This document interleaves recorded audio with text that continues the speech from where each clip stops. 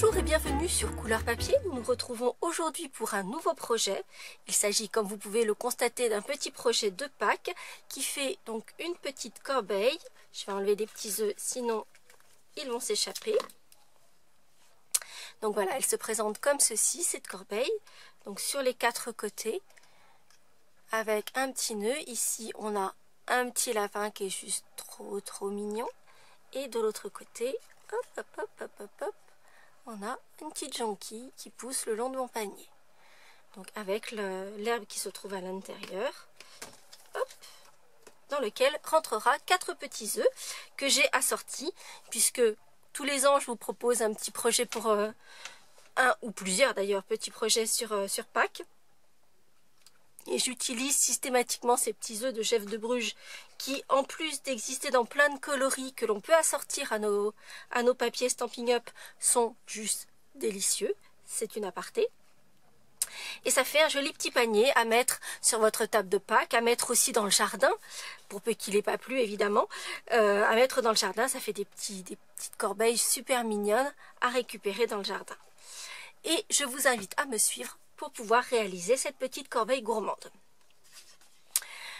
Le seul élément pour lequel nous aurons besoin de mesure, c'est un carré qui mesure 8 par 8 cm. Nous aurons ensuite besoin d'autres morceaux de papier, mais ce sont simplement des chutes. Il nous faudra du papier, des chutes de papier en riche raisin, des chutes de papier brune dune, les chutes de papier dans le coloris que vous aurez choisi pour faire vos petits nœuds, et du papier aquarelle, puisque comme vous avez pu le voir, que ce soit pour mon narcisse ou mon petit lapin, je les ai colorisés avec nos crayons aquarellables et je vais vous montrer comment on s'en sert. C'est juste très facile, il n'y a pas besoin d'être un expert pour cela et c'est vraiment très agréable. Nous allons commencer par la base de notre panier, puisqu'en fait il y a une petite corbeille à l'intérieur qui va retenir les découpes que l'on va faire. Et là vous allez voir que c'est assez simple. Je vais commencer par me servir de mon espace de travail et je vais maintenir en place mon carré de 8 cm par 8 cm avec un petit morceau de masking tape.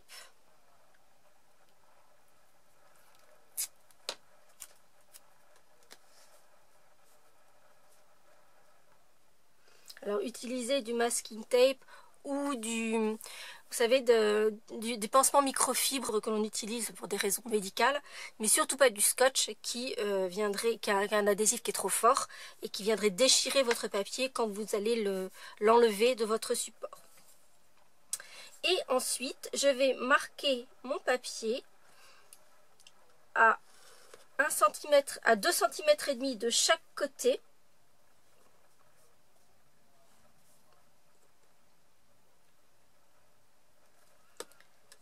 Donc sur chaque face.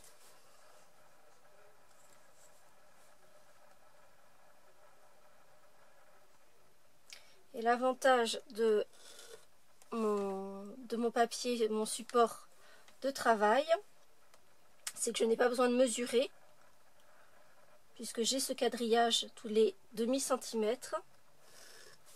Donc je vais pouvoir faire mon petit quadrillage très facilement sans avoir à prendre des mesures d'un côté de l'autre, etc.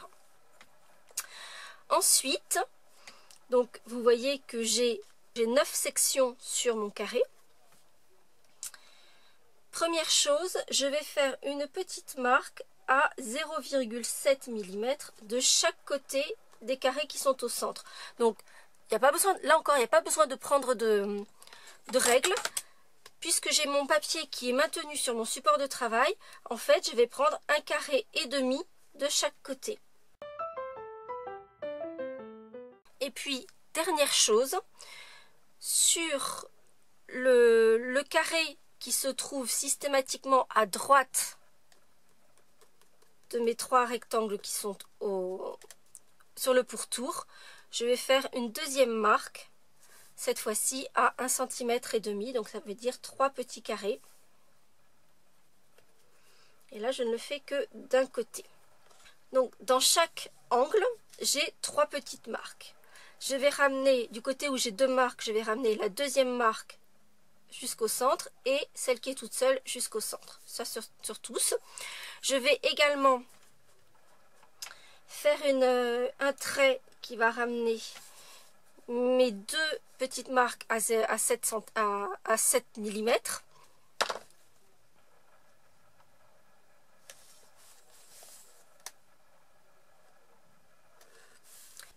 Donc cette petite marque qui ne m'a servi pour l'instant qu'à faire à tirer cette diagonale, je vais la relier également au centre de ce carré. Donc du côté où j'ai 2 marques, je vais ramener la première vers le centre avec un stylet, la deuxième au crayon et celle qui est toute seule, l'autre côté au crayon également, et les 2 premières marques à 7 mm, je vais les rejoindre par un trait de crayon. Et je vais faire ça sur les 4 angles.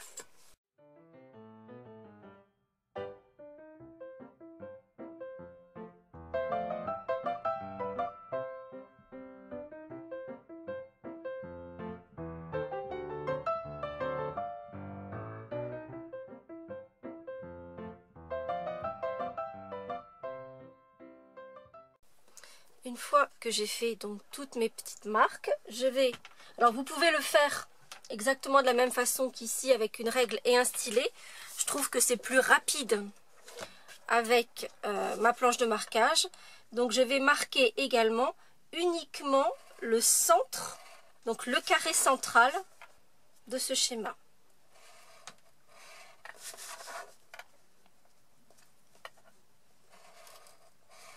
Je vais ensuite prendre des ciseaux et en fait c'est la raison pour laquelle j'ai différencié les parties qui sont marquées au stylet et celles qui sont marquées au crayon, puisqu'en fait je vais enlever les angles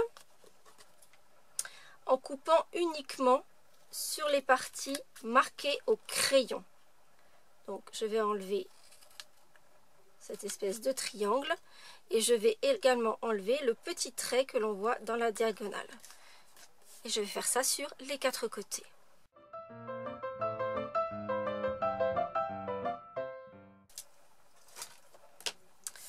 J'ai donc mon gabarit et je vais prendre un plioir et appuyer les lignes de marquage. Donc effectivement celles qui marquent le fond de ma petite corbeille, mais également les petits onglets qui vont me servir à assembler cette corbeille. Et puis je viendrai mettre de l'adhésif sur ces 4 onglets.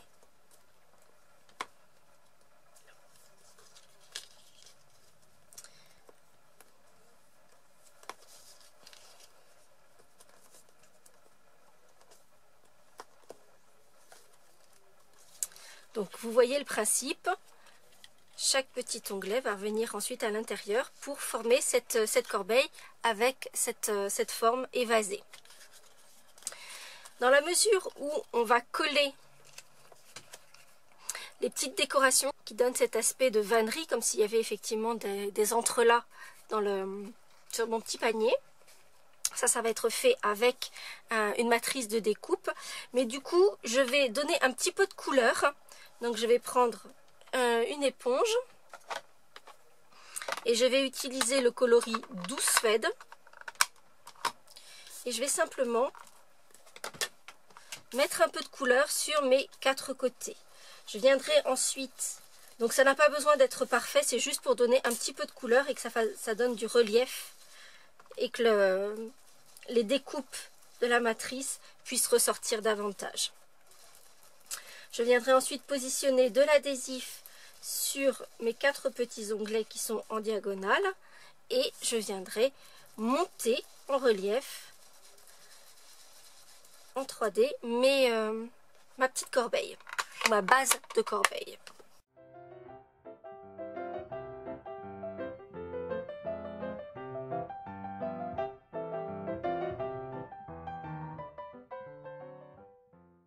une fois mon adhésif posé sur mes 4 petits onglets, je vais pouvoir monter en relief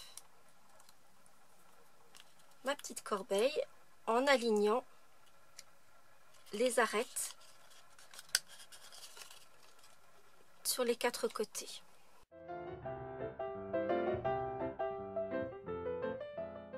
Donc on a notre base de corbeille. En fait, cette partie-là, on va très peu la voir, c'est juste le support pour maintenir ensuite toutes nos décorations. On va ensuite avoir pas mal de tamponnage et de découpe à faire. Et pour cela, je vais utiliser le set coordonné, donc panier de Pâques, avec le set de tampons et le set de matrice de découpe qui lui est coordonné. Et je vais également, pour donner un peu de texture aussi bien à mon panier que à l'herbe, utiliser le set de tampons Gorgeous Grunge. Et je vais utiliser simplement ces lignes là qui sont un petit peu, qui donnent un peu un aspect de bois cérusé, etc. Et simplement pour donner de la texture avant de découper mes différents éléments. Ce qui veut dire, pour mes bases de panier, donc je vais utiliser cette matrice là et je vais la découper 4 fois dans mon petit morceau qui est ici. Et donc sur ce morceau-ci, je vais tamponner mon motif, mon aspect de texture à l'horizontale. Pour la découpe de l'herbe, je vais la faire cette fois-ci à la verticale et je vais découper 4 fois mon petit aspect de pelouse. Et par contre, je vais améliorer un petit peu le système par rapport à mon prototype. Je vais le faire des 2 côtés, puisqu'en fait, vous le voyez, l'herbe, elle apparaît aussi à l'intérieur. Donc cet aspect de texture, je vais le donner à l'intérieur et à l'extérieur. Donc je vais tamponner des 2 côtés pour ceci. Pour le panier, on ne le fait que d'un côté, c'est pas nécessaire de le faire à l'intérieur, puisqu'on ne le voit pas. Et je vais également tamponner sur toute la hauteur ici, pour découper mes anses. Et là encore, je vais améliorer par rapport à mon prototype, puisque je vais doubler les anses pour qu'elles soient visibles avec cet aspect de texture des 2 côtés. Je découperai également 8 petits nœuds que je vais tamponner dans mon coloris fruits des bois. Sur mon autre petite chute de papier vert, je vais tamponner et découper la tige et les feuilles de mon narcisse. Et sur mon papier aquarelle, je vais tamponner le petit lapin et la fleur de narcisse que je vais ensuite coloriser. Pour le panier comme pour l'aspect pelouse, je vais tamponner avec une couleur plus foncée que la couleur de mon papier, ce qui veut dire que mes petits paniers, je vais les tamponner dans le coloris Doux Suède. L'herbe, qui est donc dans le coloris Riche Raisin, je vais le tamponner avec la couleur Artichaut Chaud. Pour mes petits nœuds en Riche Raisin, je vais les tamponner avec l'encre Divine Aubergine, là encore pour que l'effet de relief se voit davantage. Ici sur mon prototype, j'avais utilisé le coloris Tellement Safran que j'ai tamponné avec l'encre Délices de Dijon.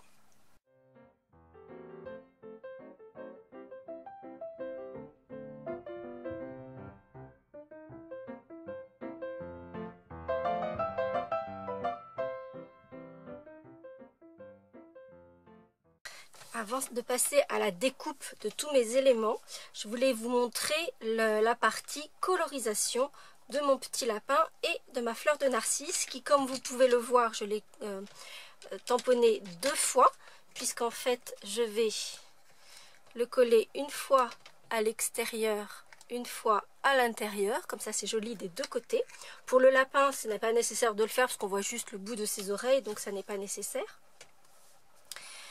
J'ai donc tamponné mes éléments sur du papier aquarelle, parce que c'est comme ça que va réagir le mieux nos crayons aquarellables. Donc ils se présentent comme ceci, donc c'est des crayons de couleur, que vous pouvez d'ailleurs utiliser concrètement comme des crayons de couleur, mais qui ont la particularité de réagir à l'eau comme le ferait de la peinture aquarelle. L'avantage, c'est que c'est une technique qui est extrêmement simple et qui est accessible à quelqu'un qui est complètement novice en aquarelle. Ce que je ne suis pas du tout une experte en matière d'aquarelle. Donc je vais utiliser mes crayons aquarellables, mon aqua painter, donc mes pinceaux à réserve d'eau. Donc vous voyez qu'il y a de l'eau dans le corps de mon pinceau. Et il est important pour ce type de technique d'avoir un petit morceau de papier absorbant à proximité. Et l'avantage, c'est que vous allez poser votre couleur sur vos tampons. Donc là, je vais lui faire des oreilles, l'intérieur des oreilles roses, mais je vais le faire très léger. Donc je vais mettre très peu de couleur. Je vais faire son petit bout de nez également. Et puis, je vais faire aussi le petit nœud. Alors le petit nœud, par contre, je veux qu'il soit un petit peu plus, la couleur soit un petit peu plus présente. Donc, je vais poser la couleur. Pour le petit lapin, alors j'ai fait un petit lapin blanc comme vous avez pu le voir ici, mais en fait quand on fait un animal, en l'occurrence blanc, pour qu'on ait une impression un petit peu de réalité, finalement il faut poser les ombrages. Ça veut dire que on va définir d'où vient la lumière. Je vais considérer par exemple qu'il vient ici de la droite, ce qui veut dire que les parties qui sont sur la gauche vont être dans l'ombre, et donc ne vont pas être blanches, mais vont être un peu grisées puisqu'il y aura de l'ombre. Donc je vais griser, poser de la couleur sur les parties de gauche de mon petit lapin, donc sur la gauche de ses oreilles, sur la gauche de son visage, ici du bras. Après il y a les histoires aussi, si par exemple sous le nœud papillon, il va y avoir une ombre puisque il y a le nœud papillon qui est posé juste au-dessus. Donc ici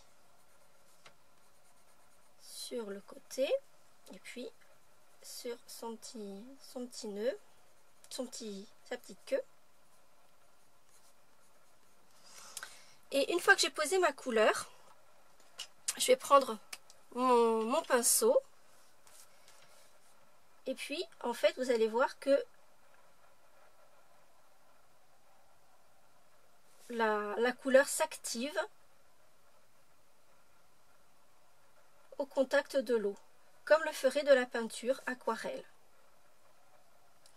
En revanche, comme vous pouvez le voir, je ne fais là que la partie grise des oreilles et pas le rose, parce que si je fais les deux en même temps, eh bien les deux couleurs vont se fondre l'une avec l'autre. Je vais sécher la partie grise et ensuite je ferai la partie rose.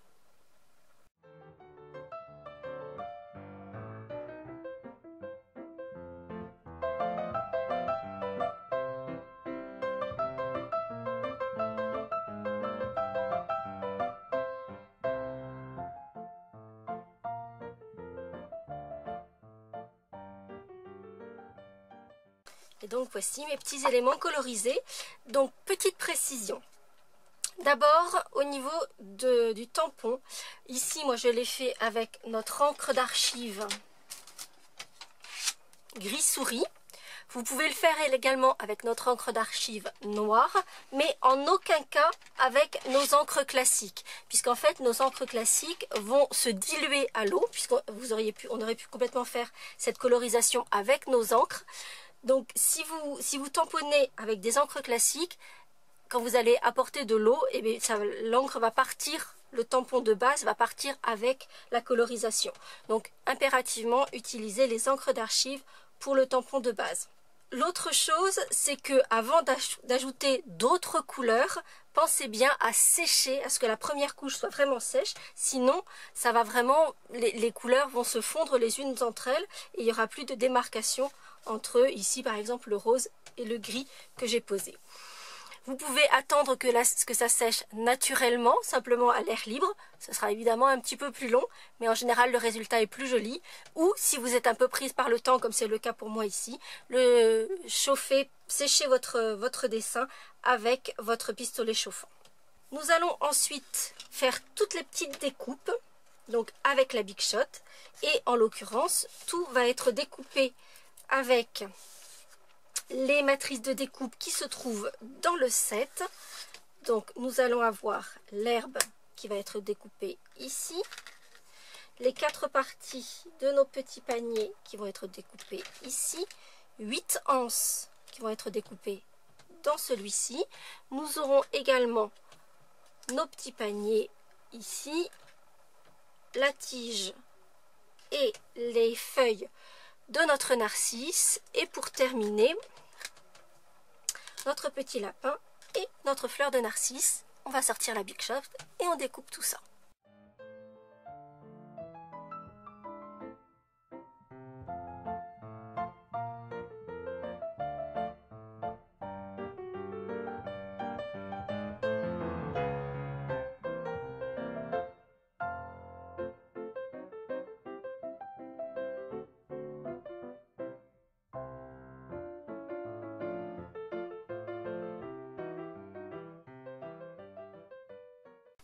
Une fois que l'on a tous nos petits éléments découpés, donc les anses de panier, on les a en 8 exemplaires.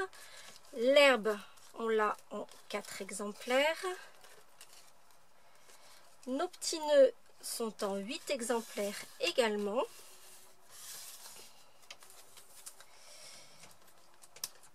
On a un petit lapin, 2 petites feuilles de narcisse, de fleurs, une tige et 4 bases de panier avec cet aspect découpé pour notre petit panier. Première étape, nous allons assembler 2 par 2 nos anses de panier. Ainsi, elles seront décorées de part et d'autre. L'autre avantage, c'est que ça fera quelque chose de plus solide. Ensuite, pour l'aspect herbe, nous allons les poser sur notre panier et découper selon le format. Alors c'est pas une science exacte et ça n'a strictement, voilà, c'est pas, il n'y a pas de façon de bien le faire ou pas. On va juste s'assurer ensuite que ça vienne jusqu'au fond de la base de panier, donc éventuellement redécouper un peu et s'assurer que notre herbe vienne bien jusqu'au fond, et on va coller nos herbes sur les 4 côtés à l'intérieur de nos paniers. Ensuite, nous allons positionner nos anses sur nos paniers. On va les mettre à l'intérieur et ensuite on mettra de la colle sur l'arrière du panier et venir le positionner sur chacun des côtés comme ceci. On continuera avec les petits nœuds qu'on viendra poser. Alors le premier, je le poserai simplement avec un mini point de colle pour le mettre en place. Le second petit nœud, je viendrai le poser avec de la colle et le poser au dos du premier posé. Et puis le petit lapin et le narcisse, et bien de la même façon. Alors petite précision, pour les feuilles du narcisse et pour les oreilles du lapin, je vais leur donner un petit peu de relief en utilisant mon poinçon. Donc pour les oreilles du lapin, je vais utiliser le dos de mon poinçon. Et je vais donner un petit peu de relief comme ça sur les oreilles du lapin. Pour les feuilles, je vais utiliser cette fois-ci la pointe de mon pinceau et je vais marquer le centre pour ensuite replier un petit peu et donner également du relief à ma feuille, pardon. Autre précision, les petits nœuds comme les narcisses ne sont pas strictement symétriques. Ce qui veut dire que quand vous allez les coller dos à dos, ils ne viendront pas se positionner complètement l'un contre l'autre. Vous faites au mieux clairement ça se voit à peine, donc c'est pas, voilà, on va essayer de faire en sorte que ça ne se voit pas trop, mais ça n'est pas une science exacte, elles ne sont pas strictement symétriques. Et donc je vais m'atteler à habiller tout mon petit panier.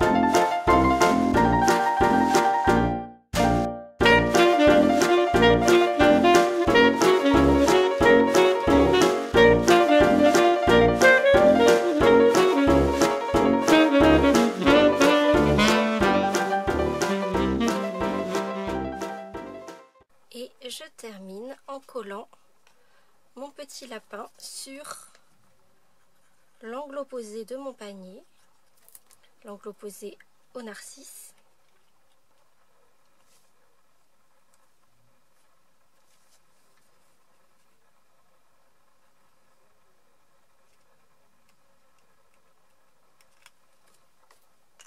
Et bien sûr, je vais y mettre des petits œufs assortis au coloris de mon panier. Et donc voici mon petit panier de Pâques. J'essaie de retenir mes œufs pour qu'ils ne tombent pas quand je vous les montre sur les côtés.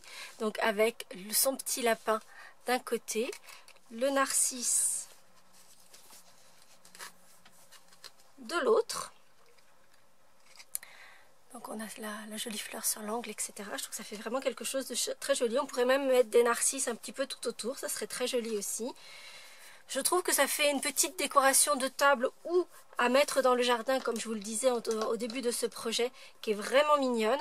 Je vous conseille vraiment de doubler les anses, parce qu'on voit qu'on a quelque chose qui est beaucoup plus solide et qui en plus est beaucoup plus joli, puisqu'on peut le regarder aussi bien de l'intérieur que de l'extérieur. Donc ça fait vraiment quelque chose de très très mignon. J'espère que ce nouveau projet vous aura plu. Si c'est le cas, vous n'hésitez pas comme d'habitude à mettre un petit pouce en l'air. Je vous rappelle par ailleurs que nous sommes aujourd'hui le 29 mars, ce qui veut dire qu'il ne vous reste plus que 3 jours, 3 petits jours pour profiter des avantages Celebration. Donc aujourd'hui, demain le 30 et le 31, le 1er avril, ce sera fini. Donc profitez-en vite avant qu'il ne soit trop tard. Et moi je vous retrouve la semaine prochaine pour de nouvelles aventures créatives.